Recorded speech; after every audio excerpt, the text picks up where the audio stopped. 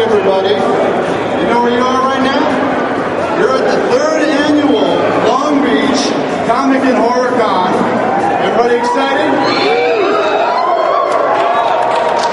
My name's Tom Pitcher. I'm a comics writer, and my friends at this show have asked me to make you all feel welcome. So, welcome. I'd like you to pay that forward, throw it back at us, make this man feel welcome right here. Long Beach's Dr. Robert Garcia, council member of 1st District. How we doing, everybody? How we doing, everybody? First of all, welcome to Long Beach. It's an honor to be not just a councilman here in the city, but a huge lifetime comic book fan and self-proclaimed Oregon nerd. With all of you here, it feels great. It's a great event. The organizers have done a great job of bringing this 3rd annual convention here to downtown Long Beach. It's going to be a great event, a great few days. We've got a lot of great activities happening. We just wanted to thank you for coming, supporting not just the convention, but also supporting our local economy in Long Beach. So have a great weekend. It's going to be a great weekend, and we're excited to be here.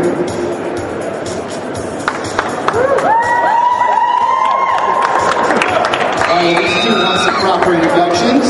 We have, to my left, we have Martha Donato, the owner and executive director of the con. Everybody give her a hand.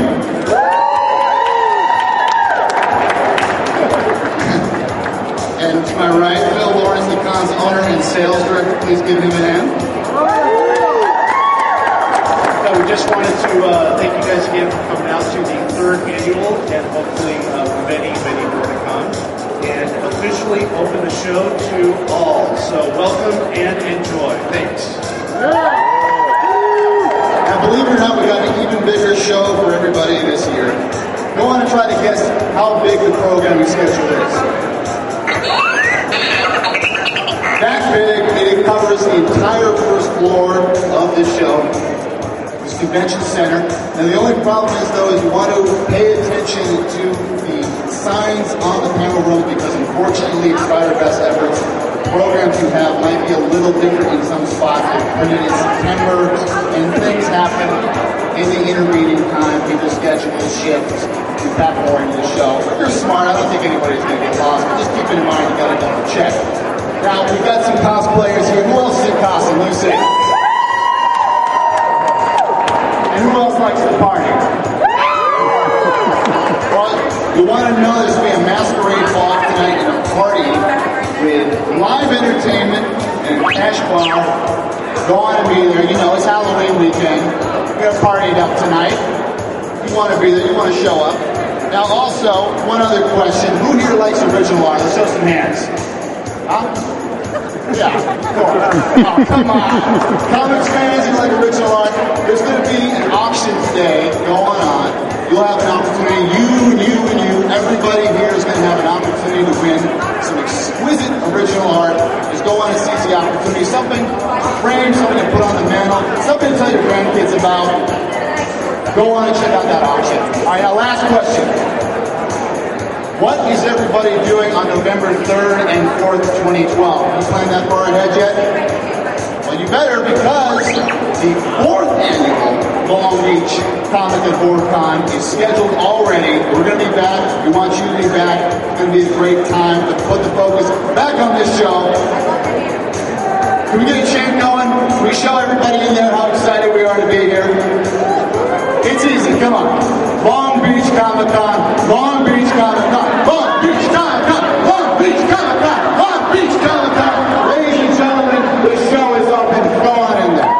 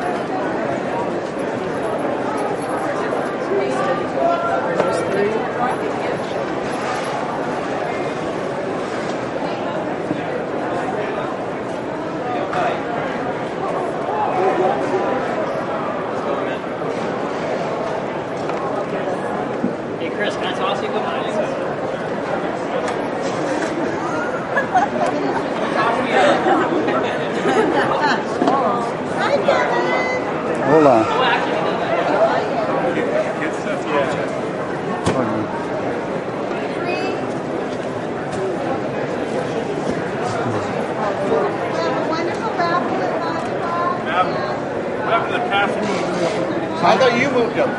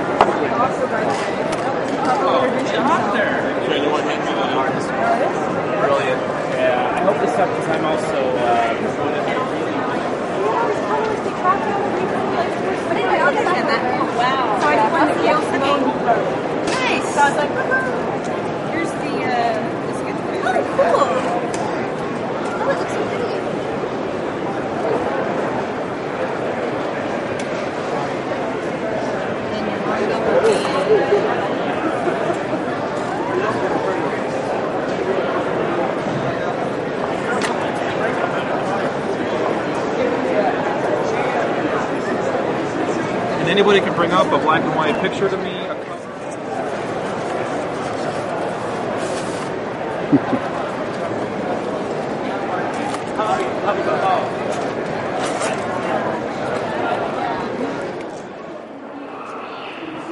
Welcome to your local Bob's Big Boy.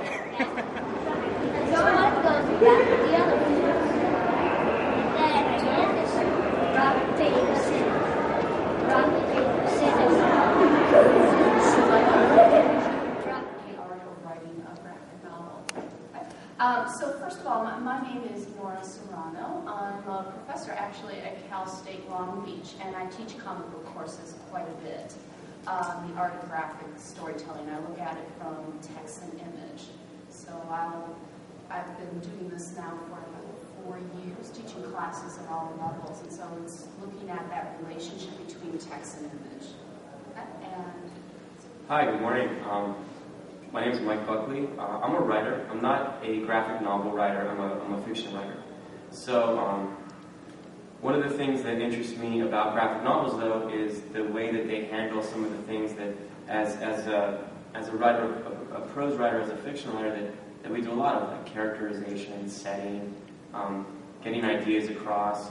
I have to admit, I'm very jealous of the way a graphic novelist can do so much at the same time that a prose writer really has to sort of do it a different way. So that interests me because I'm a big fan of graphic novels and the medium and all that. So as we talk about it today, I think what I try to bring to it is the feeling of producing the same results with different tools, right? The idea of how graphic novels can juggle the same kind of ideas but do it in different and interesting ways. Yeah, and I would say as well as how the image itself works with the text to do those same type of aspects. And one other thing, and then we'll get started. Mike and I are personal good friends, so we always talk about this, and we're working on a book project together about the creative writing process. So this is definitely a topic near and dear to our hearts that we use. Okay. Okay, everybody say gerbil. Gerbil! Oh, that was perfect. Thank you. All right, kids. What do you want to do now, Billy? All right, so we're in with Julia. Would you pass that right now? Okay. Billy's that one here.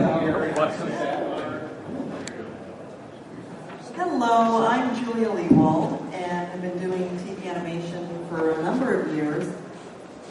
Thank you, gentlemen, for not qualifying how many, yes. Started work at Disney TV Animation as a staff writer there on shows like Blues Troop, Chippendales Rescue Rangers, and from there ended up segueing into the wonderful world of freelance writing, where I have worked with basically everyone on the panel here at some point in writing.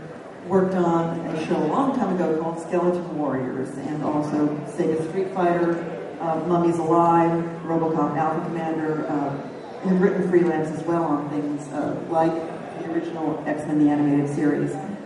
And have just now finished working on a new show that's coming out now. It is the first, I think, broadcast 3D show that's currently going to be on 3Net, that I think if you get DirecTV, you have that channel. And that's Kids Action Venture aimed at the 6 to 12 crowd with a lot of CGI, 3D fun stuff. So that's kind of what brought me here. Hi, I'm Eric Lewald, I guess we are related. I also started back at Hanna-Barbera in the late 80s and went to Disney, and then, as with most everyone that was on staff at that time, became freelancers as they trimmed back.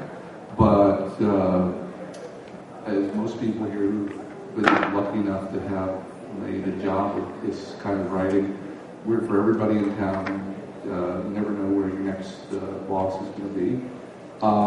And besides Hanna-Barbera and Disney, most of my work has been in voice action shows. And I've been lucky enough to have had to develop about a dozen of them for TV. Most of those we did not sell, although the topic for today is, how do you get a network to buy your show or to listen to you about putting on your show. Most of the shows we worked on and run, or even done most of the development for from the beginning of the show, the network had already decided, we're doing this, we're going to hire you to supervise and make it happen. It wasn't our original material, so that's a harder We're thing. actually going to cover it from post production. Right. But that gives you an idea. Most voice action adventure stuff, the best reference is the X-Men show from the 90s, where I was the guy that developed it and supervised the writing.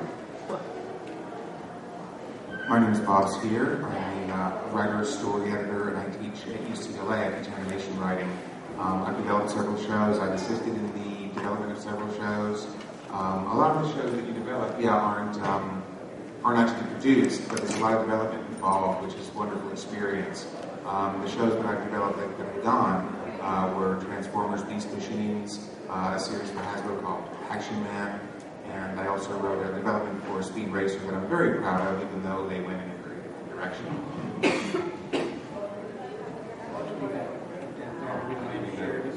Also, I did an evolution for this gentleman here. My name is John Hardman. I've been a writer and an executive, and a writer and an executive. I'm currently back in the executive ranks.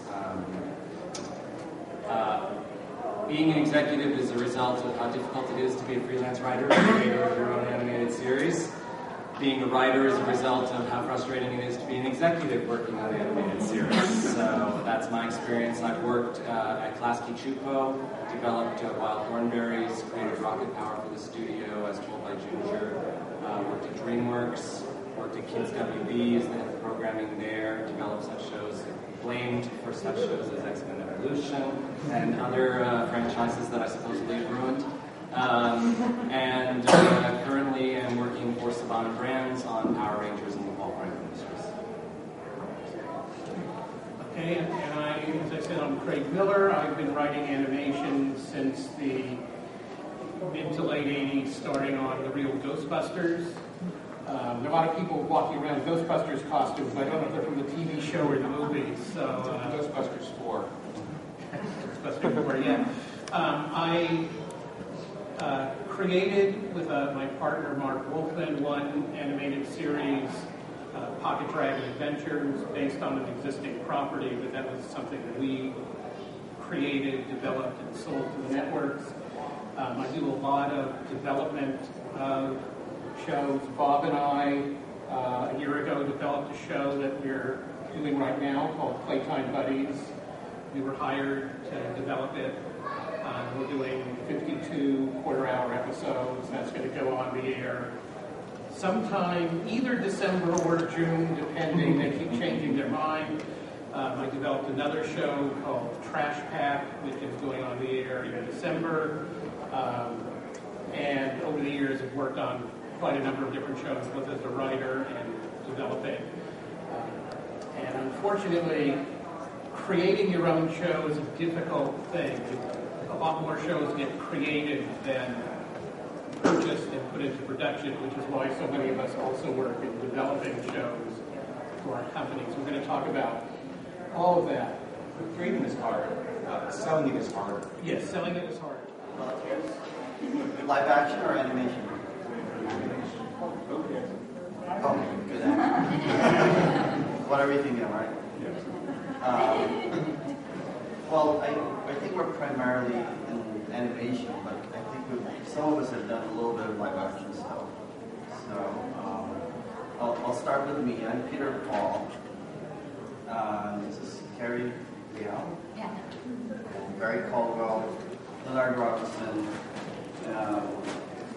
My experience is about a little over 10 years in animation, and yours is?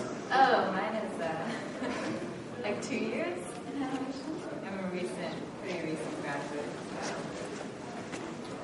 I've got over 30. Yeah. And I have over 35. That's right. So, well, I'll give a little history of mine. I started at Warner Brothers as an in-betweener. I got an internship. Fortunately, it was a paid internship, so that was kind of cool getting paid when you're studying. But it was a 3-month course, and then we're straight into production, and I think my first job was Space Jam. After that, I wanted to get into storyboarding, and I think I've been doing that ever since. So I've done, let's see, Piglet's Big Movie, Mulan 2, Little Stitch 2, got a lot of sequels. Father of the Pride for DreamWorks. What else? Alvin and Chipmunks, the Squeakquel. That was fun because it's part live action, part animation, which was so cool working on location, trying to draw like somewhere outside the studio. And it was very challenging, especially if it's dark and there's no light, or it's cold and windy and you're in a park. Or you're in a quiet auditorium and you can't talk because they're filming. So you're afraid of dropping your pencil. But it was fun. And free food. Love that. I'm currently on How to Train Your Dragon TV series, which will be aired at Cartoon Network next year, summer, I think. And Barry and Leonard and I are on the same show, by coincidence. Because when I planned this, we weren't yet. No. Yeah. And I'm not sure. Okay. Well, I'm the anomaly here, I guess, because I'm not on their show, and I'm fairly new to the animation industry. But so since I don't have as much or as such a wealth of experience as they do, I was just going to. I went to Cal State Fullerton, and yay! And I was just always interested in art, and I was actually an illustration major, and I wasn't sure I wanted to get into animation until, because I wasn't sure back then. It was still showed like on the cusp of 3D, the transition of traditional to 3D, and I wasn't sure if I wanted to do CG for a living. So I was thinking about illustration, but then I learned more about storyboarding, and I decided that regardless of which field I chose to go into, I wanted to do something where you could tell a story with your art, because I feel like that was the most rewarding and thing I had the most passion for. So I decided to stick with storyboarding, and during my junior year in college, I interned at Nickelodeon on a show that's it's like a preschool children's show called Ni Hao Kai Lan. It's sort of like Ni Hao Kai Lan. It's like the Dora the Explorer for Asian kids. Oh, okay.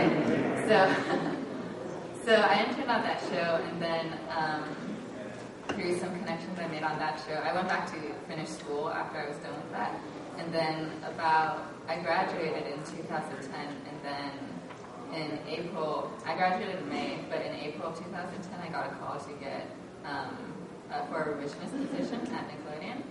So I'm currently on the show that I got hired on. It's called Robot and Monster, I don't know if any of you would know about it because it hasn't come out yet, but it's very cute, and you should watch it when it comes out. It looks really cool. Yeah, and it's gonna probably be airing sometime this upcoming year. So. Robot. Monster. I always wanted to draw and tell stories with pictures ever since I was a kid, and until I got to college, I thought I was going to be a newspaper strip artist. But all of that changed when college expanded a lot of what I found out what storytelling could be, and I decided once I graduated to come out here from New York to find out if I could actually get a job drawing in animation out here. And I got hired by Filmation, which is a studio that unfortunately doesn't exist anymore, but they're the ones that did the original He-Man. And I worked on that and a lot of other things. I worked on the Chipmunks in the 80s. And most of the 90s was spent in Warner Brothers working on Tiny Toons, Animaniacs, Pinky and the Brain. And the last thing I worked on there before I left was the Osmosis Jones movie. And I worked on all manner of stuff since then. And back and forth from Warner's to Disney to now, How to Train Your Dragon. You need this to hear me, but I just want to make sure. Sometimes I mumble. My wonderful opportunity started when I moved out here in '77 to work with Ralph Bakshi, who was doing the Lord of the Rings animated feature film. And it was really quite a wonderful opportunity because I didn't think I was going to get hired. I wasn't meeting him to get hired. I was an illustration major at Georgia State University, and I thought I would be doing children's books because there was no animation industry to speak of.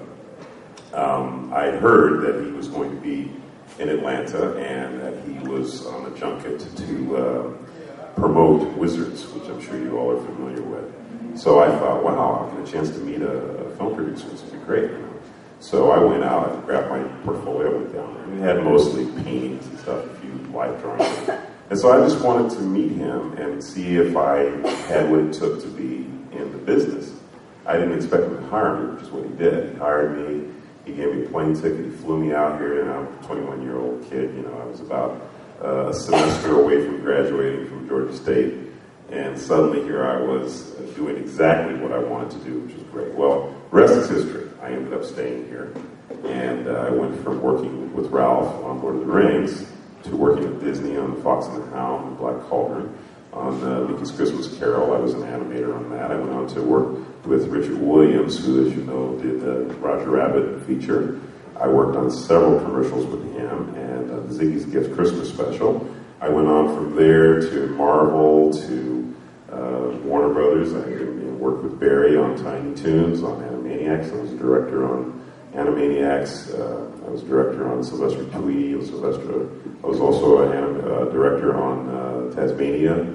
I worked on the Batman series. I did animation on Sub-Zero. It was a lot of fun to do.